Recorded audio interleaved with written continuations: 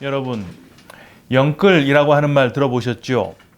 영혼까지 끌어모은다 라는 말의 앞글자를 따서 줄인 신조어입니다. 여러 가지 경우에 사용되는 말이긴 하지만 그 중에 주택담보대출에 가장 많이 사용된다고 해요. 지난 수년간 그야말로 집값이 엄청나게 뛰었지 않습니까? 사람들은 너도 나도 아파트값 오늘이 제일 싸다 라는 말을 하곤 했습니다. 그래서 수많은 사람들이 받을 수 있는 대출을 다 긁어 모아 집을 사게 된 것이죠. 그런데 지금껏 고공행진을 하던 집값이 최근 들어 급전직하를 하고 있습니다.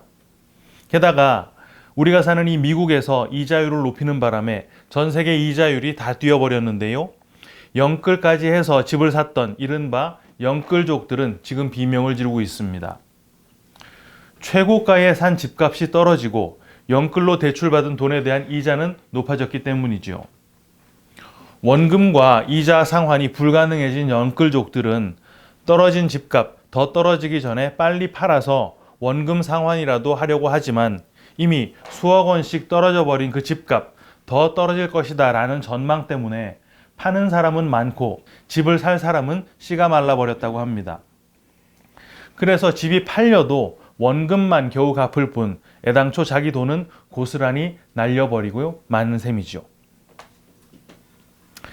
지난 시간 우리는 길 잃은 한 마리 양의 비유를 통해서 진짜 회개가 무엇인가 하는 것을 확인했습니다.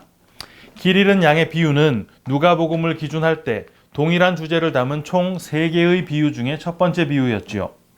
두 번째가 잃어버린 드라크마의 비유, 그리고 마지막은 잃어버린 둘째 아들의 비유였습니다. 흔히들 회개를 지은 죄에 대해 죄를 지은 당사자인 내가 하나님께 용서를 구해서 그 죄에 대한 용서를 받는 것이다 라고 생각을 하지요. 하지만 진짜 회개는 죄를 지은 당사자인 내가 하는 것이 아니라 중보하시는 주님이 우리를 대신해서 해주시는 것입니다. 그래서 길을 잃은 양은 아무것도 한 게 없었고 양의 주인이 그 양을 찾아 돌아온 것인데 성경이 바로 그걸 죄인이 회개한 것이라고 말하는 것이다 라는 걸 확인한 것이죠. 바로 그 회개를 주님께서 실제 십자가 위에서 해주셨습니다. 누가복음 23장 34절 상반절. 이에 예수께서 이르시되 아버지 저들을 사하여 주옵소서 자기들이 하는 것을 알지 못함이니이다 하시더라. 또 포도원에 심은 무화과 나무의 비유에서도 역시 열매를 맺지 못하는 그 무화과 나무가 스스로 막 회개를 했던 게 아니라 과원지기가 두루 파고 거름을 줬던 것이잖아요. 다 똑같은 얘기를 하고 있는 것입니다. 오늘 우리는 용서에 대해 말씀하신 내용을 함께 읽었는데요. 교회에서 죄인을 징계하고 치리하는 것에 대한 말씀으로 많이 알려져 있습니다. 누가 죄 지은 것을 알게 된다면 그 사람과 독대해서 잘 권면을 해라. 그런데 그 말을 잘 듣지 않으면 한두 사람을 더 데리고 가서 또 잘 권면해 보고 그래도 그 말 안 들으면 교회에다가 말을 하고 그래도 안 되면 이방인이나 세리처럼 여겨라 라는 것이죠. 꼭 3 스트라이크 아웃, 3진 아웃 당하는 것과 마찬가지로 3번의 기회를 통해 돌이키지 않는다면 더는 기회가 없다라는 말처럼 보입니다. 그런데 이게 좀 이상한 거예요. 왜냐하면 주님께서 곧바로 전혀 결이 다른 말씀을 하시기 때문입니다.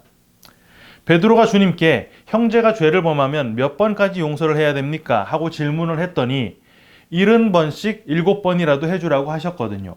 이게 무한대의 용서라는 말 아닙니까? 그런데 이렇게 얘기를 하실 거면서 단 3번의 기회 이후에 곧바로 교회에서 쫓아내버려라 라는 말씀을 하셨다는 게 받아들이기가 쉽지 않더라는 말이에요.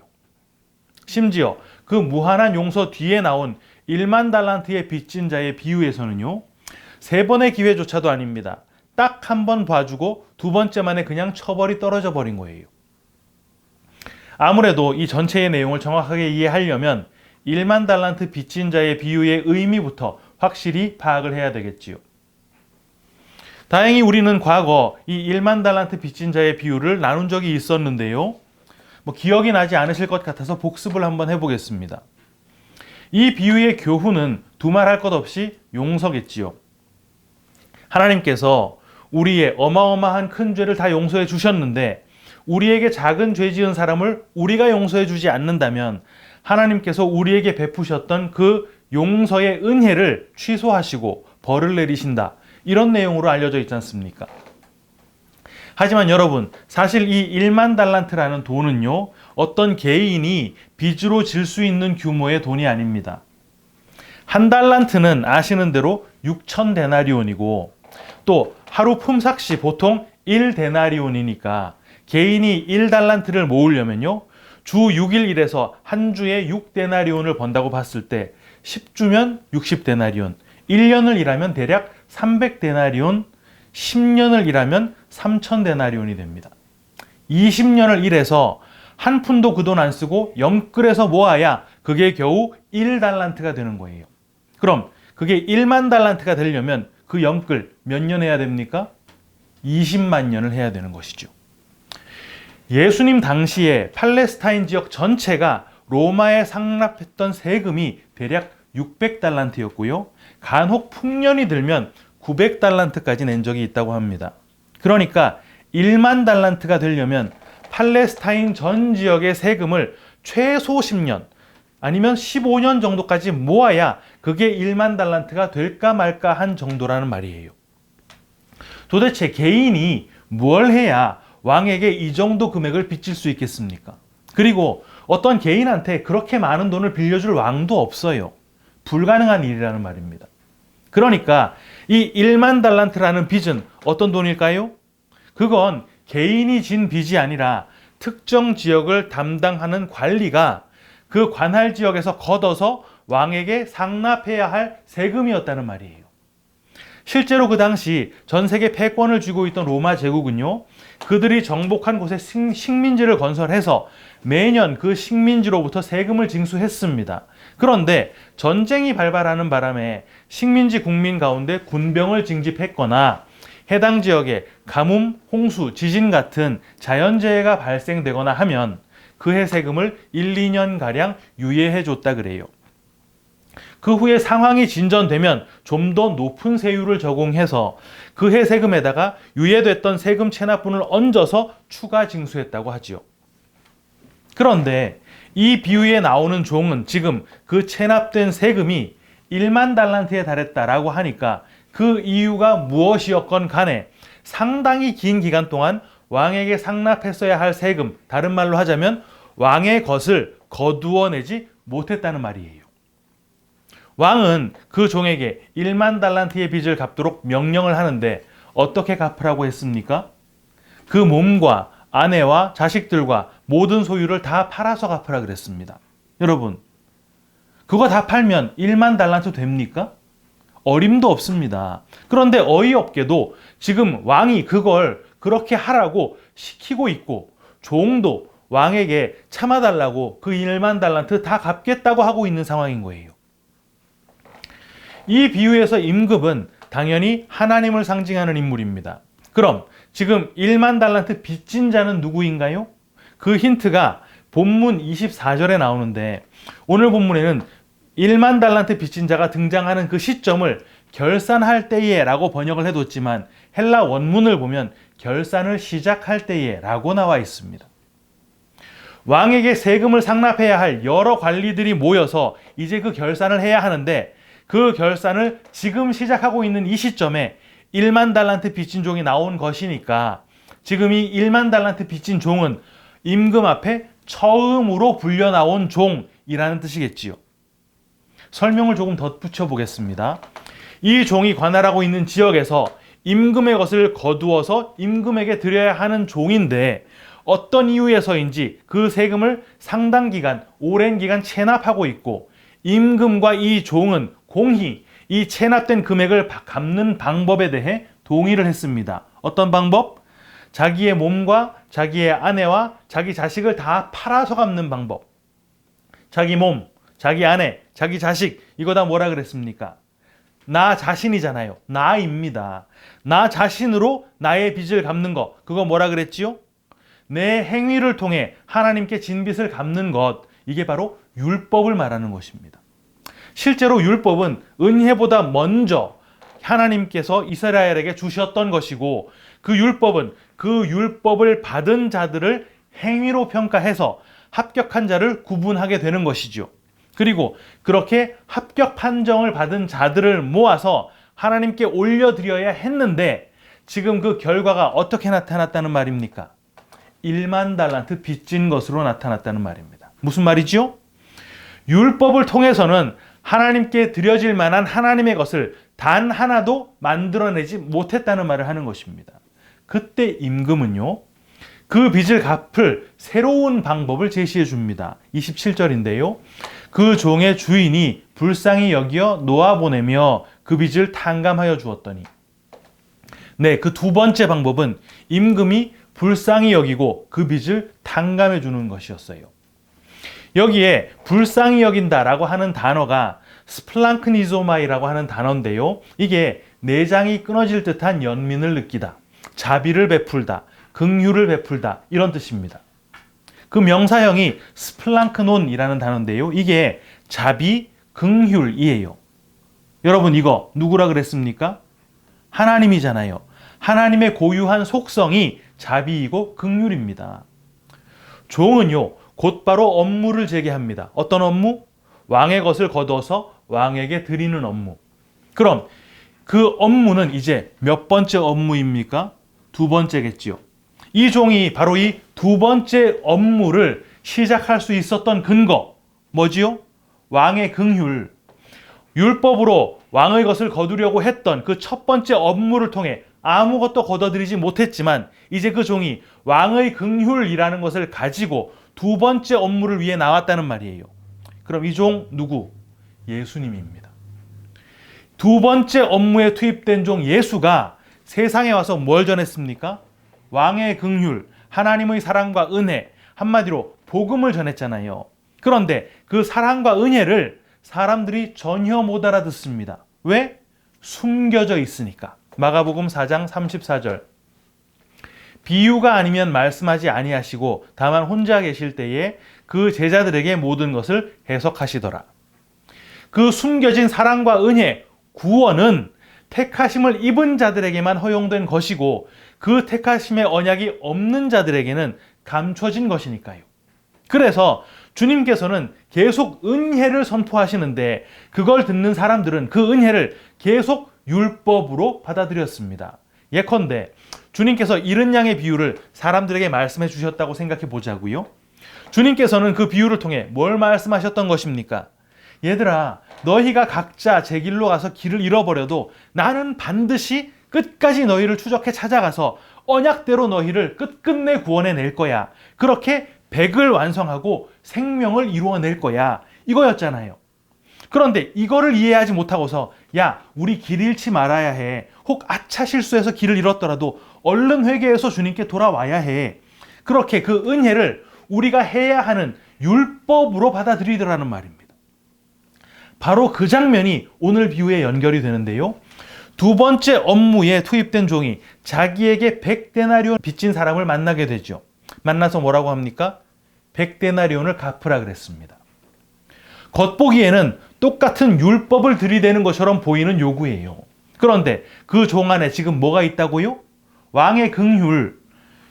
여러분, 지난주에 우리 100 뭐라 그랬습니까? 생명을 낳는 것이라 그랬지요. 그게 우리 힘으로 가능한 것입니까? 불가능한 것이잖아요. 그럼 지금 이 100데나리온 빚진 사람은 그 두 번째 업무에 투입된 종, 어떤 종? 왕의 긍휼을 품고 있는 종, 바로 그 예수에게 뭐라고 얘기를 했어야 맞습니까? 못 갚는다고, 내 힘으로는 이 빚 갚을 수 없다고 그렇게 말했어야 했지요. 왜? 우리는 그 생명을 만들어낼 수 없는 존재니까. 우리가 생명을 내놓을 수 있는 유일한 방법은 그 종 안에 숨겨진 왕의 긍휼을 받아들이는 것밖에 없으니까. 그런데 이 100데나리온 빚진 사람이 똑같은 율법의 방식으로 이 종에게 대답을 합니다. 29절. 그 동료가 엎드려 간구하여 이르되 나에게 참아주소서 갚으리이다 하되. 갚겠다는 거예요. 왜? 1만 달란트라면 몰라도 까짓 거 100데나리온 정도면 내가 한 석 달여를 죽도록 고생해서 일하고 그거 한 푼도 안 쓰고 영끌해 보면 될 것 같더라는 말이에요. 은혜와 긍휼이 선포되어야 할 그 자리에 그 은혜와 긍휼을 율법으로 인식한 자가 율법이라는 반응을 꺼내놓더라는 말입니다. 그 결과가 뭡니까? 빚을 갚도록 옥에 가둬버립니다. 이상하죠? 빚을 갚도록 하려면 활동하도록 내보내야 하는데 그래야 빚을 갚잖아요. 그런데 가둬버리네요. 이건 무슨 말이겠습니까? 그 두 번째 업무에 투입된 종이신 예수를 통해 수확이 되는 자, 다른 말로 하자면 긍휼을 입은 자, 은혜 받는 자가 없더라는 말입니다.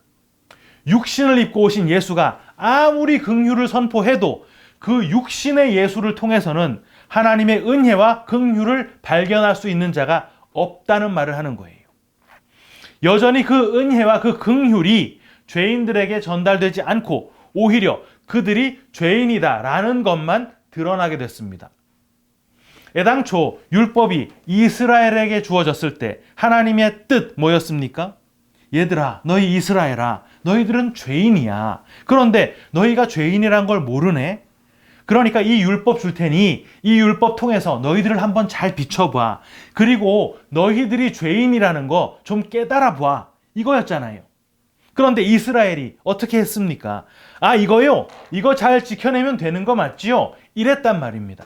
그래서 예수 안에 긍휼을 담아서 다시 줘봤더니 그 예수님조차도 율법으로 받아들이고 마네요. 예수님께서 그 구약의 내용을 사랑으로 다 풀어서 설명해 주셨는데 그걸 한층 더 강화된 율법으로 받아들여서 스스로를 막 옭아맵니다. 야, 옛날에는 실제 죄를 범한 것만 죄로 쳤는데 이제는 생각만 해도 죄래. 그러니까 우리 이제 죄는 생각조차도 하지 말자. 바리새인보다는 더 나은 의를 우리가 만들어내보자. 그러면서 예수를 잡아 죽인 거예요. 뭘로? 율법으로. 그런데 사실은 이게 바로 두 번째 업무에 투입되신 예수님의 사명이었어요. 로마서 5장 20절.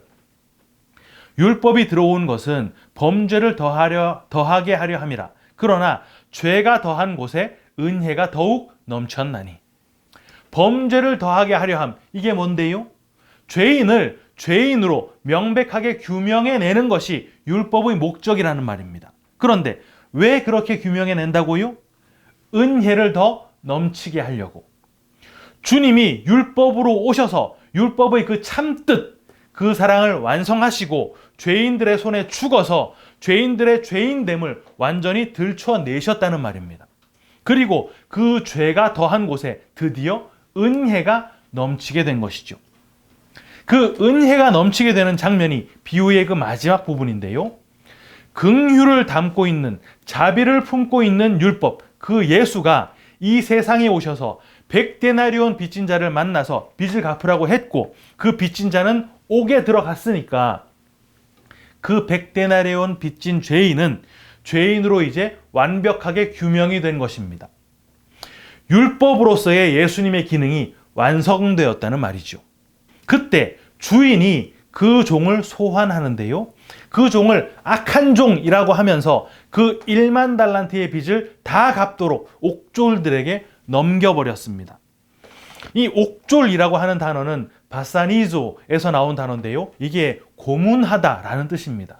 그 1만 달란트의 빚을 다 갚도록 고문을 한다는 말이에요. 여러분, 100데나리온 빚진 자가 감옥에 갇히는 거 부당합니까? 아니잖아요. 당연한 결과입니다. 그런데 정작 옥졸들에게 넘겨져서 고문을 당하는 것은 율법의 형태를 띄었지만 그 안에 긍휼을 품고 이 땅에 오셨던 예수님이었다는 말이에요. 예수님께서 하나님의 소환을 받아 십자가를 지고 고문당해 옥졸들에게 넘겨졌다는 말입니다. 그 결과가 뭐였는지는 두말할 필요가 없지요. 언약을 받아가지고 있으면서도 은혜와 긍휼을 도무지 깨닫지 못했던 그들에게 성령이 뚫고 들어가셔서 그 은혜와 긍휼을 이미 받은 자로 삼아버리신 것입니다. 바로 이 전체의 내용을 가지고 본문의 앞부분을 볼까요? 형제가 죄를 범하면 혼자 가서 권고한다고 합니다. 여기 권고라는 말이 헬라어 엘렌코를 번역한 것인데요. 이게 죄를 폭로해서 꼼짝 못하게 하다, 꾸짖다, 유죄를 선포하다 라는 뜻입니다. 그런데 그 사람이 그걸 안 듣네요. 뭡니까? 율법을 들이대는 것으로는 그 긍휼이 그에게 전달되지 않는다는 말입니다. 그래서 한두 사람을 더 데려가면 이제 총 두세 사람이 가는 것이 되겠죠. 애당초 혼자 갔던 하나가 율법이었는데 그 율법과 함께 하나 또는 둘을 더 데려가라는 거예요. 그 율법 안에 숨겨진 하나, 뭡니까? 사랑. 그런데 그 사랑을 둘로 보면 뭐? 하나님 사랑, 이웃 사랑. 그렇게 가서 두세 증인의 입으로 말마다 증참케 하라라고 합니다. 이게 말이 좀 어렵지요? 여기 말마다 라고 번역된 단어가 말씀이라는 뜻의 레마라는 단어예요. 말씀이라고 하는 단어는 레마, 로고스 이렇게 두 개가 있는데 쉽게 설명하자면 레마는 완전히 이해된 상태의 그 말씀, 진리 자체를 뜻하는 것이고 로고스는 그 레마라고 하는 진리를 담고 있는 껍데기를 말하는 것입니다. 예수님을 예로 들자면 예수님께서는 하나님의 사랑이라고 하는 그 레마를 담고 육신을 입은 로고스의 상태로 이 땅에 오신 것이죠. 증참케 하다라고 번역된 단어는 든든히 세우다라는 뜻의 히스테미라는 단어인데요. 이게 무슨 뜻일까요? 그 사랑을 품은 예수가 가서 진리의 말씀으로 그를 굳건하게 세운다라는 말을 하는 것입니다. 그런데 그 말도 안 듣네요. 그 말을 안 들은 자들이 뭘 합니까? 예수 죽였잖아요. 그리고 바로 그 결과로 드디어 교회가 등장하는 것입니다. 그런데 그 교회 안에는 뭐 있습니까? 성령 계시지요. 성령이 계신 상태는 그 율법 속에 감춰져 있었던 그 은혜를 깨달아 알게 된 상태라 그랬잖아요. 바로 그 교회로 이제 그 역할이 넘어가게 됩니다. 교회가 그 진리를 깨닫지 못한 사람들에게 말씀을 전하는데 그때 그 말씀은 당연히 로고스일 수밖에 없겠지요. 보고 들을 수 있도록 전달되는 것이니까 그 로고스는 껍데기라 그랬잖아요. 그런데 성령을 가진 이들은 다른 말로 언약이 있는 자들은 이제 그 껍데기인 로고스라는 말씀을 들어도 그 안에 숨겨져 있는 레마라는 진리를 깨달을 수밖에 없겠죠. 왜? 성령이 계신 것 자체가 그 진리를 내 안에 이미 가지고 있는 것이니까. 그런데 그때도 그 말을 듣지 않는다면 이게 바로 진짜 이방인이고 진짜 세리라는 말입니다. 여기 이방인, 세리라는 단어 앞에는요 정관사가 붙어 있어요. 지금 그 말씀을 듣고 그 유대인들이 생각하고 있는 바로 그 이방인, 바로 그 세리, 하나님의 은혜 안에 들어와 있지 못한 자라는 말을 하고 있는 것입니다. 사랑하는 키퍼스 처치 성도 여러분, 영끌해서 그 내 힘으로 내 빚을 다 갚아보겠다는 그 시도 우리가 이미 다 해봤던 거잖아요. 그게 됩니까? 안 된다는 거 우리의 삶이 이미 우리 스스로에게 증명해냈습니다. 잠깐 되는 것처럼 느껴질 때도 있었지만 그때 우리가 얼마나 교만해졌었습니까? 내 노력으로 내 육신의 소욕을 억지로 억누르면서 내 스스로에게 칭찬을 쏟아붓고 그거 억누르지 못하는 사람들을 보면서 마구 무시하지 않았던가요? 성공하고 있었던 그 순간조차도 우리는 죄만 쏟아내고 있었다는 말입니다. 그런데 내 안에 성령이 들어오시니까 그 덕분에 드디어 그 영끌, 영혼까지 끌어모아야 했던 그 짐에서 우리가 벗어나게 된 거였어요. 우리가 바로 그렇게 진리로 자유케 된 자들, 교회가 되었단 말입니다. 성도로 살아가는 이 세상에서 우리에게 늘 고난일 수밖에 없는 이 세상이지만 바로 이 자유함을 통해 세상은 알 수 없는 참된 기쁨 누리는 우리 모두가 다 되시기를 주님의 이름으로 축원합니다. 아멘.